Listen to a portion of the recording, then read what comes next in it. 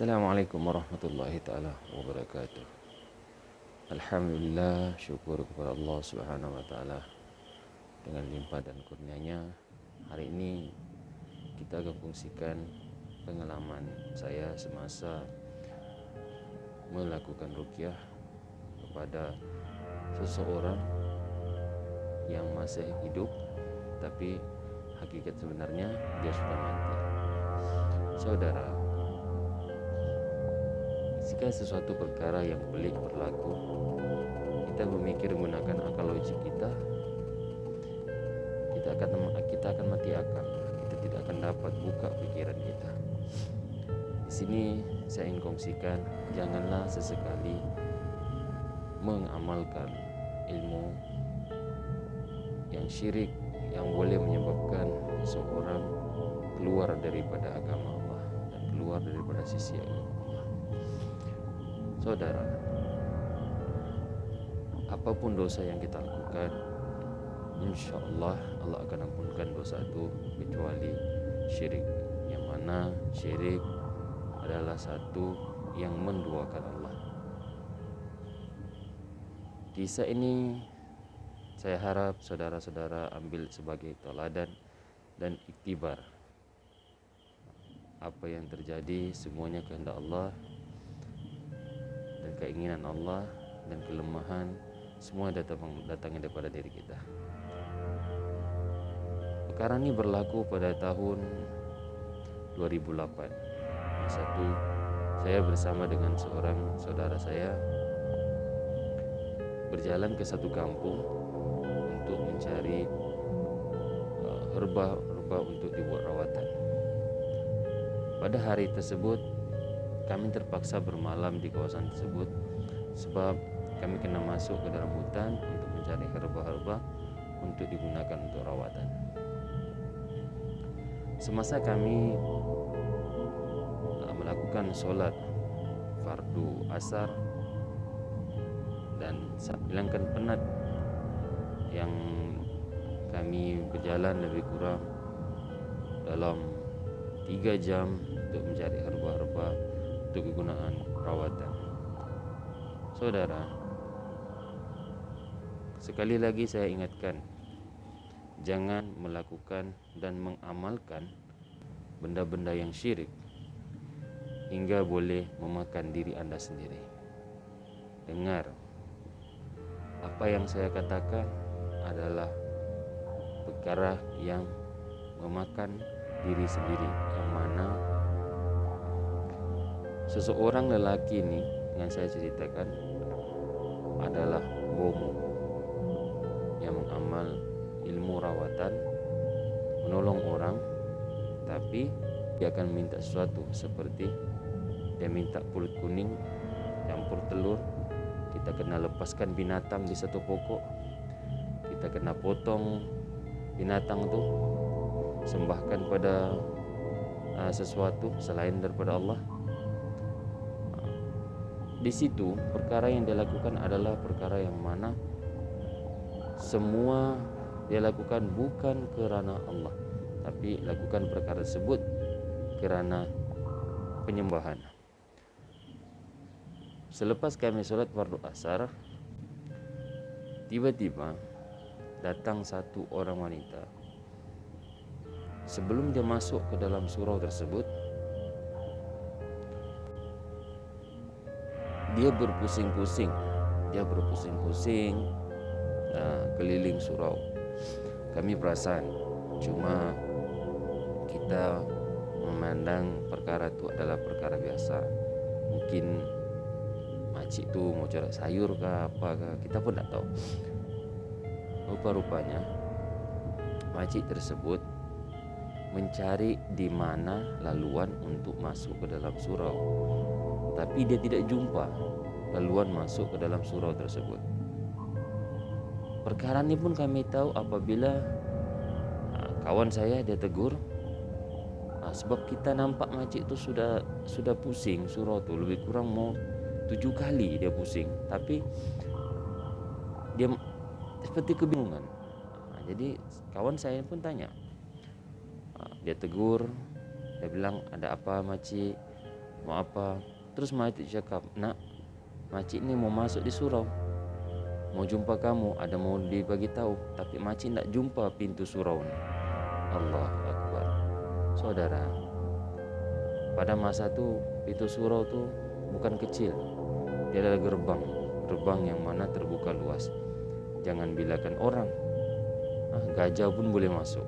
Tapi makcik tuh Allah tutup dia punya pandangan supaya dia tidak nampak tuh pintu surau. Dia hanya berkata-kata daripada luar, dia memberitahu masalahnya. Dan apabila kami paham, kami keluar daripada surau itu, barulah makcik itu nampak di mana pintu surau. Bila kami menuju ke rumah makcik itu, sampailah kami ke rumah makcik itu. Alangkah terkejutnya kami. Rumah makcik itu dia tangga lurus, pintu di depan. Terus kita naik, kita nampak ada satu orang lelaki, yaitu suami makcik itu, dalam keadaan tangan dia lurus. Kalau kita pernah nampak binatang kongkang, dia jadi seperti begitu, yang mana tangan dia lurus dan bengkok ke bawah, kaki dia pun bengkok, dalam keadaan lidah dia terjelir hingga di bawah dagunya, lidah tu, dan air liur daripada mulutnya itu keluar terus hingga ditadahkan menggunakan beldih. Apabila kami masuk dan kami memberi salam, yang suaminya tersebut ini menjeling kami, melihat kami, memberi satu tatapan yang tajam. Kami faham yang dia tidak mau supaya kami masuk ke dalam rumahnya. Apabila kami masuk ke dalam rumah dengan izin istrinya, kami menghampiri suami makcik tadi, dan kami lihat betul-betul, tengok biji mata dia seperti mau terkeluar. Biji mata dia mau terkeluar, telinga dia panjang, lidah dia panjang, tangan dia nih panjang, kaki dia. Padahal kalau kita tengok, kalau kita lihat, nampak secara mata kasar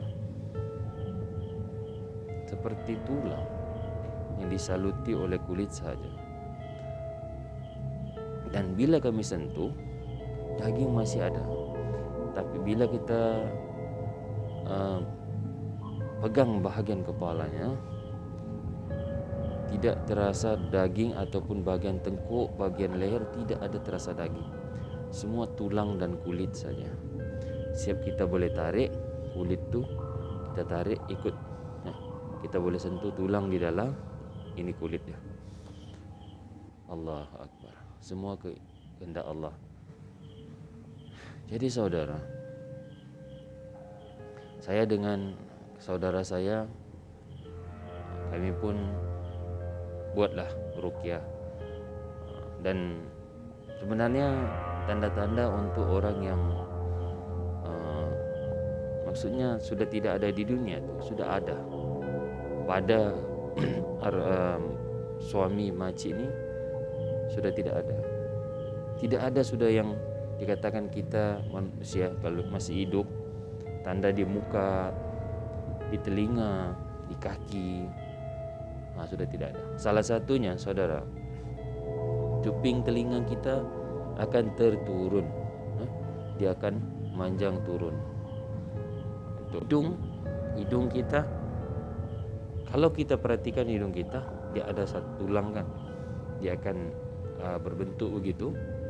Tapi pakcik ni hidung dia tidak ada sudah bentuk, dia turun. Hidung tulang ni sudah tidak ada, dia terturun. Dan tangan dia sudah tidak boleh begini, dia lurus ya. Kaki dia pun sama. Jadi bila kami bacakan ayat-ayat ruqyah, dia gulam meragam. Dia marah tapi dalam keadaan tangan dan kaki tak boleh gerak. Tapi cobalah saudara-saudara pikirkan bagaimana satu orang selama lebih kurang 7 tahun beliau dalam keadaan begitu. Allahu Akbar. Dan kami sudah dapat solusinya bahwa suami daripada majid tersebut sudah tiada. Sebenarnya yang hanya ada dalam badannya itu jin. Jadi kami mengambilkan air dan garam di ruqyah, dan kami minta supaya majid tersebut bagi mandi dengan pacik. Dan selesailah rawatan kami dan tiba pada waktu isyak. Selepas pada waktu isyak, tiba-tiba makcik itu datang bersama dengan orang kampung. Kita pun serba salah. Di sini ada lucunya, ada juga dia punya sedih. Yang mana makcik tersebut dia teriak kami, dia cakap, "Assalamualaikum Ustaz." Dan bila kita keluar, dia cakap, "Ustaz, syukur alhamdulillah meninggal sesuamiku." Masya Allah. Sebenarnya tuan, dia bukan gembira kerana suami dia meninggal, tapi dia sudah gembira sebab terlepasnya azab suaminya alami selama 7 tahun. Bila kita tanya dan selidik, beliau adalah seorang bomoh yang mengamalkan ilmu syirik untuk merawat orang lain. Jadi insyaAllah apa yang saya ceritakan, ambilkan, jadikan iktibar. Jangan sesekali lakukan perjanjian antara syaitan.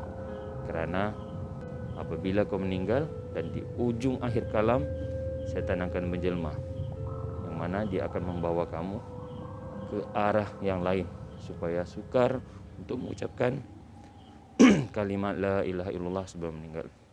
InsyaAllah sampai sini saja dulu perkongsian saya. Semoga bermanfaat. Dan Assalamualaikum warahmatullahi taala wabarakatuh.